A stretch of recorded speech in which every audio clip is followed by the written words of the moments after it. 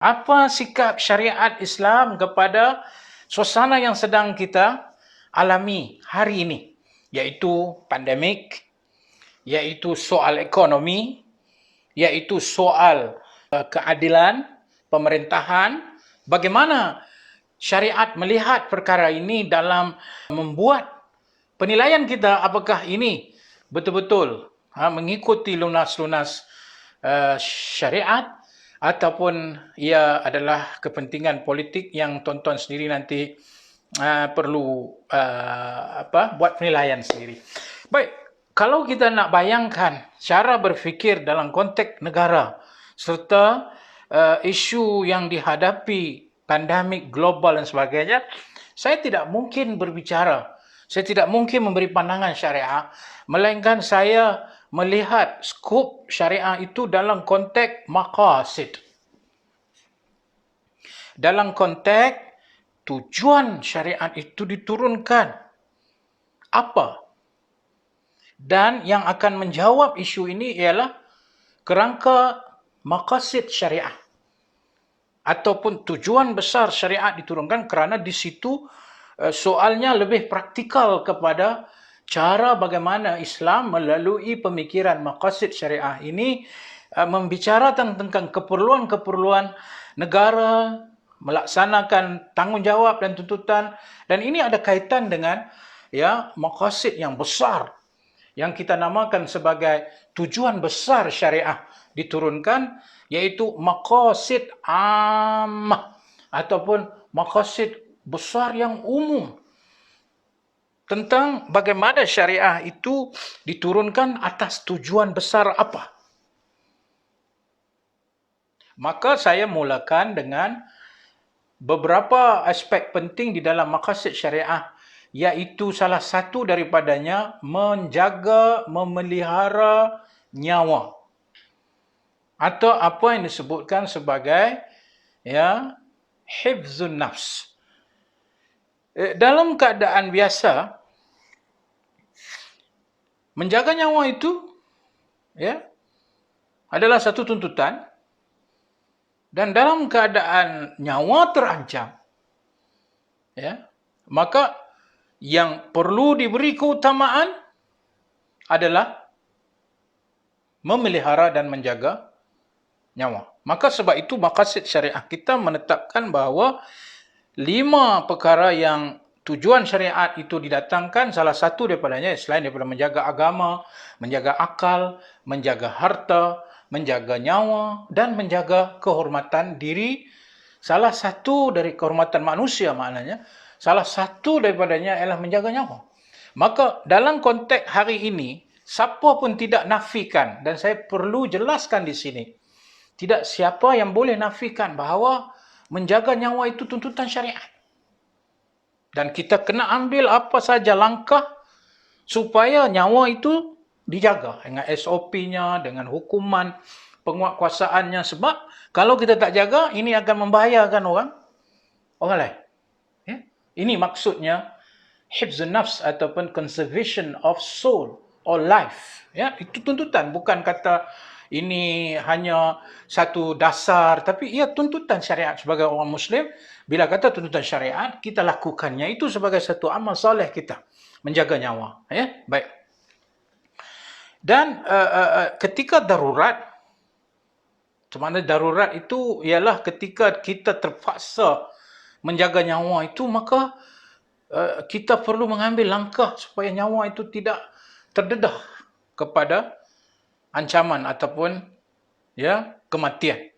Maka itulah kerahan kepada kita punya frontliners itu sangat hebat. Dia orang punya amal soleh, dia orang tu sangat hebat sebab mereka menjaga nyawa manusia. Sebab itu ada di kalangan kita yang memperlekehkan orang yang duk jaga trafik, duk jaga sekatan jalan raya, seperti memandang rendah kepada mereka. Kononnya ada di sana, kita ada rela, kita ada polis, kita ada tentera, dan kita kuno memandang rendah rela itu. Tidak, sebenarnya itu salah, sebab mereka melakukan amal soleh yang sangat hebat kerana mereka lakukan demikian untuk menjaga nyawa manusia. Maka itu satu sumbangan besar. Jangan kita pandai bercakap memperlekehkan orang, dan kita tak buat apa, duduk di masjid sedap berceramah. Tapi mereka yang sebenarnya melaksanakan tuntutan syariat di medan ini, mereka lah orang yang perlu kita hormati dan pemudahkan urusan. Makanya kita doa Allah SWT pemudahkan segala urusan mereka, siang malam, panas, hujan, terik, kita sedap duduk di aircon ceramah, orang bagi duit balik, lepas itu kita pun memperendah-rendahkan orang. Baik, itu salah satu tanggungjawab syariah kita. Baik. Kemudian, bila main dalam keadaan nak jaga nyawa, maka kita ada benda-benda yang kita kena ambil tindakan yang drastik. Ya? Tetapi kena ingat, keperluan kita mengambil tindakan-tindakan ini dipertimbangkan mengikut keperluan. Bukan mengikut hawa nafsu. Sebab itu dalam Islam, untuk jaga nyawa, katalah tidak ada makanan ataupun minuman, melainkan makanan dan minuman yang haram. Kerana nak jaga nyawa, kalau kita tak ambil makanan yang haram itu, minuman yang haram itu, kalau kita tidak ambil, maka nyawa kita terancam. Waktu itu yang haram itu ya diharuskan di dalam syariat dalam suasana darurat. Dalam suasana nak menjaga nyawa. Tapi kena ingat, kaedah mengajar kita ad-darurah tuqaddar biqadariha. Keperluan kita nak ambil harus benda haram itu, kerana nak jaga nyawa, diambil dengan kadar keperluan. Tak bolehlah diambil sesuka hati kita, sekadar nak jaga nyawa kita. Itu disiplin. Kalau keadaan darurat, kita boleh buat benda-benda yang asal kita tak boleh buat. Contohnya hari inilah. Kalau kita ambil darurat dalam konteks negara hari ini, yang diperuntukkan dalam perlembagaan, kalau darurat, kuasa, kalau dulu di parlimen boleh buat keputusan, sekarang yang di-Pertuan Agong ada kuasa. Dulu kita nak bergerak bebas, ke mana saja kita nak pergi seperti yang termaktub dalam perlembagaan. Tapi keadaan darurat, perlu ada sekatan-sekatan. Ya? Maka semua keadaan ini hendaklah diperbuat dengan kadar keperluan. Tidak boleh melampaui batas. Kerana jikalau melampaui batas, itu akan mengisyaratkan pemimpin dalam negara itu menyalahgunakan kuasa dia. Untuk, ini yang saya nak masuk. Kalaulah menjaga nyawa itu adalah satu keperluan. Menjaga nyawa itu, kita kena ambil tindakan-tindakan seperti hukuman yang lebih berat, seperti kita kena buat sekatan yang lebih untuk memastikan nyawa itu terpelihara. Dan kita faham. Darurat itu, kalau ikut asalnya di dalam perlembagaan kita pun, ya, iaitu ada 3 keadaan, iaitu ekonomi lumpuh, iaitu negara terancam dengan serangan musuh, dan yang ketiga berlaku huru-hara ketenteraman awam. Memang menunjukkan bahawa ianya satu darurat. Dan kita tahu, okey, pandemik satu darurat. Kalaupun betul kita nak kata ianya satu keperluan, ya. Tetapi bukankah darurat itu dilihat sebagai satu tindakan yang paling maksimum? Kerana yang saya maksudkan dalam Islam, kalau dah tak ada jalan lain, kalau dah tak ada keadaan lain, baru kita ambil yang paling maksimum. Yang dengan itu kita boleh keluar daripada kebiasaan. Tapi kita sudah ada PKP, saudara-saudara sekalian. Beberapa siri PKP daripada awal dulu, bulan 3, 4, kita tarik sampai bulan 6. Lepas tu siri kedua PKPB pula. Lepas tu PKPP. Lepas tu mai balik siri PKP baru ni. Ya, sebelumnya PKPB. Dah ada setengah tempat PKPD. Bermakna keperluan jaga nyawa itu sudah cukup dengan sistem pergerakan kawalan itu, kerana ia bertujuan betul-betul dengan keperluan untuk jaga nyawa setakat tu. Ya, dari segi ekonomi, ada dah polisi-polisi macam sektor ni boleh buka, sektor ni tak boleh buka. Itu dah dijamin atau telah diambil kira semua itu. Walaupun ada kelemahan dan sebagainya. Tapi dalam konteks kita bercakap kerangka berfikir secara syariah ini, semua itu. Kenapa kita perlu kepada satu tindakan yang begitu ekstrim sehingga sektor yang tak ada kena mengena seperti institusi legislatif, yakni parlimen lah kita kata, yang tak ada kena mengena dengan nak jaga nyawa dan sebagainya ini, yang kita sokong jaga nyawa, tapi institusi legislatif yang digantung, institusi legislatif yang terus diberhentikan dalam tempoh darurat ini, yang ini tidak mencerminkan pandangan maqasid syariah atas beberapa sebab. Di dalam maqasid syariah, dia ada satu lagi maqasid ammah secara umum, begitu 5 perkara. Kemudian dia ada maqasid khassah. Maqasid khassah ini melihat kepada khusus sesuatu kes-kes dalam memahami tujuan syariat itu dijadikan oleh Allah. Maka dalam hal ini, saya meletakkan tujuan khas syariat dalam konteks negara ataupun pemerintahan ataupun maqasid al-khassah lil hukmi, iaitu untuk negara, perlu dilihat dalam suasana kritikal ini semak imbang melalui konsep syura. Ya Allah Subhanahu Wa Taala sebut wasyawirhum fil amri dalam surah Ali Imran ayat 159. Yang mana ia dibentuk melalui sistem legislatif, sistem berparlimen. Yang tak ada kena mengena nak jaga nyawa apa ni? Terancam nyawa apa ni? Jadi anda, Kerajaan Perikatan Nasional Tan Sri Muhyiddin, saya tak tahu di mana ulama-ulama, khususnya Menteri Agama, nak bagi pandangan dalam konteks maqasid yang sebenar. Sebab itu saya menafikan. Sebelum ni saya rasa Menteri Duta Khas Timur Tengah menyatakan, di dalam Islam boleh mengikut maqasid, kita nak isytihad darurat. Saya tidak nafikan. Macam saya kata tadi, menjaga nyawa itu maqasid ammah yang kita kena setuju jaga. Tetapi dalam maqasid khassah ataupun maqasid yang lebih khusus kepada al-hukmu ataupun pemerintahan, maka pada saat inilah institusi legislatif yang akan memastikan negara, perbelanjaan, keadilan, SOP dipantau, keperluan rakyat lain seperti pendidikan yang huru-hara hari ini. Seperti tender-tender yang hari ini kita dengar, diambil kesempatan oleh kerana darurat, tak payah nak buat proses yang panjang, terus bagi kepada siapa yang dikendaki.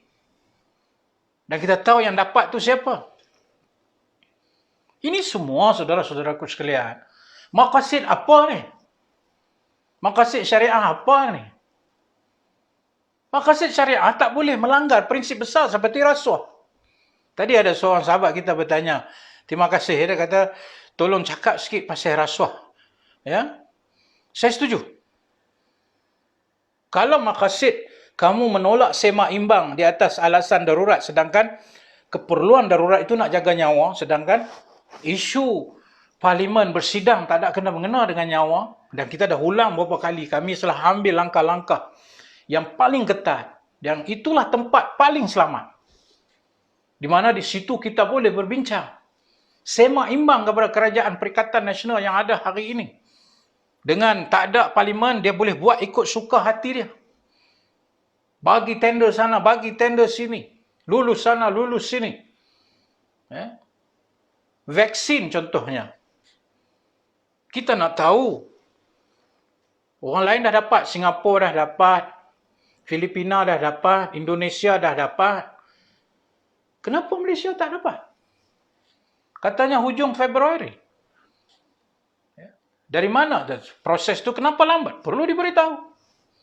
Waktu bila ada parlimen, kita akan buat soalan-soalan yang bertujuan untuk membuat seimbang supaya isu menjaga nyawa yang dituntut oleh maqasid syariah ini akan jadi lebih molek, lebih elok, lebih comel. Tapi kalau digantung parlimen, macam mana? Saya boleh cakap lah di dalam live ini. Rakan-rakan kita lain boleh cakap dalam live, buat statement. Tapi seimbang resmi yang kita boleh tanya menteri di depan. Dan menteri perlu menjawab dan kita boleh, dia dah jawab, kita boleh tanya balik supaya ini bukan berpolitik, tuan-tuan.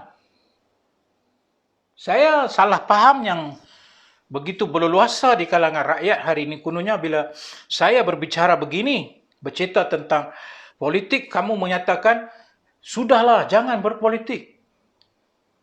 Berpolitik dalam rangka memenuhi kehendak menjaga nyawa, apa salahnya? Bukan berpolitik supaya nak kekal kuasa. Bukan berpolitik supaya nak pastikan dia terus berkuasa, maka bila dah hilang majoriti, dia bagi nasihat suruh isytihad darurat. Masa dia bagi nasihat tu, dia dah tak ada majoriti, tuan-tuan. Jadi, kalau saya mengatakan ini, dan seorang atau sebuah kerajaan yang berfungsi dalam keadaan politik yang tidak stabil kerana dia tidak mempunyai majoriti, maka dia tidak fokus kepada nak jaga nyawa, tapi dia fokus macam mana dia nak kekal untuk berkuasa. Salahkah saya menegur itu? Jadi, maqasid secara khusus tentang pemerintahan itu perlu diberi tujuan utama syariat itu ialah memastikan keadilan. Wala yajrimannakum syana'anu qaumin 'ala alla ta'dilu i'dilu huwa aqrabu littaqwa kunu qawamin lillah syuhada'a bil qist. Dalam surah Al-Maidah ayat nombor 8. Kamu jadi saksi kepada keadilan. Jangan kerana mereka bukan dari kalangan kamu, kamu tidak berlaku adil. Berlaku adil lah sesungguhnya ia lebih hampir kepada sifat ketakwaan. Maka tujuan pemerintahan ialah menegakkan keadilan. Yang kita duk bercakap tentang seimbang, itu cara bagaimana keadilan itu hendak ditegakkan. Tapi hari ini, bagaimana mungkin keadilan itu nak ditegakkan kalau seimbang yang merupakan cara keadilan bernegara itu dalam konteks keperluan itu tidak ada, dinafikan, digantung tanpa sebab.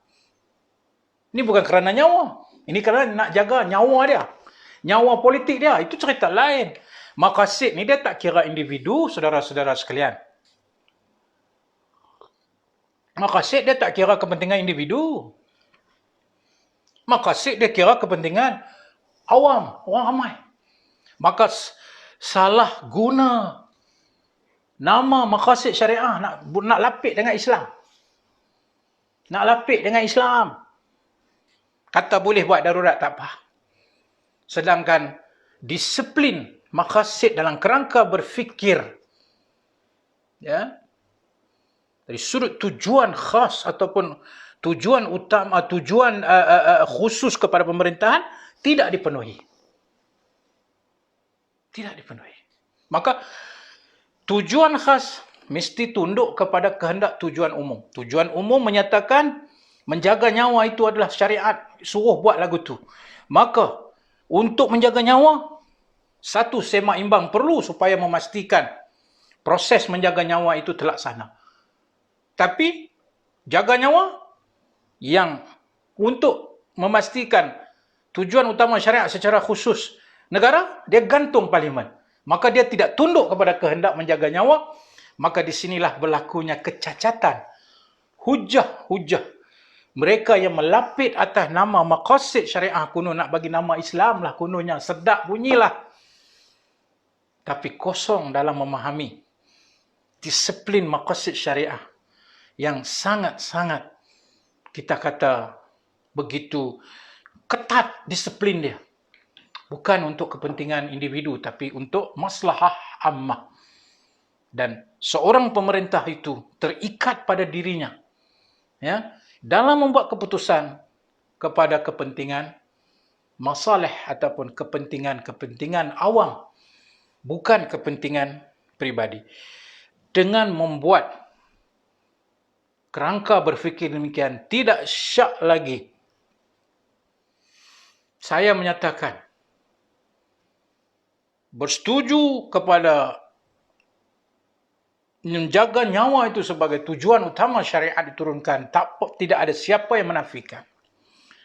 Tetapi menutup sema imbang atas tujuan utama kerajaan ialah menegakkan keadilan, tiba-tiba dinafikan dalam suasana hari ini yang COVID. Kita memerlukan ketulusan, keamanahan di dalam dia nak menjalankan tugas-tugas dia, bercanggah dengan maqasid syariah. Jadi saudara-saudara sekalian, tujuan politik dengan menggunakan nama maqasid adalah sesuatu yang salah guna istilah. Hanya berlapik untuk menyatakan inilah Islam, sedangkan ianya tak ada kena-mengena pun dari sudut maqasid syariah yang saya kata, dengan cara berfikir yang mestilah menyeluruh, bahawa menggantung parlimen, hatta darurat itu sendiri dalam konteks saya sebut awal tadi, sepatutnya dia ambil maksimal. Tapi kenapa dia ambil terus maksimal, sedangkan yang kita lakukan siri-siri sebelum ini, jikalau kita tumpu kepada fokus penguatkuasaan, fokus undang-undang yang lebih ketat, saya yakin kita mampu mengawal keadaan. Tapi pastinya darurat adalah darurat politik. Dan itulah salah nasihat seorang Perdana Menteri yang hilang majoriti.